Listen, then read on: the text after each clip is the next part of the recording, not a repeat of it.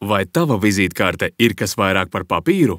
Atver Info.me, augšupielādē savu vizītkartes attēlu. Tajā brīdī tas nonāk arī tavā telefonā. Dalies ar savu vizītkarti ar citiem cilvēkiem. Katrai vizītkartei sistēmā ir savs QR kods. To var drukāt uz mašīnas, likt savā mājaslapā vai uz vizītkartes otras puses. Katru reizi, kad kāds to noskenēs, redzēs telefonā tavu vizītkarti un varēs tevi sakontaktēt. Vai tas nozīmē, ka tagad vizītkarte vairs nav tikai papīra gabals?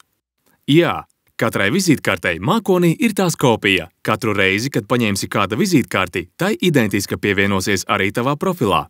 Tas nozīmē, atgriežoties mājās, tevi gaidīs pārskatāma tabula ar visām paņemtajām vizītkartēm. Katrai klāta būs paņemšanas vieta, laiks un datums. Ja tev pēkšņi mainās, piemēram, telefons, vienkārši izlabo to sistēmā, un tas mainīsies arī visu cilvēku telefonos, kuriem būsi iedevis savu vizītkarti. Mēs neatsakamies no papīra vizītkartēm, mēs tās padarām labākas.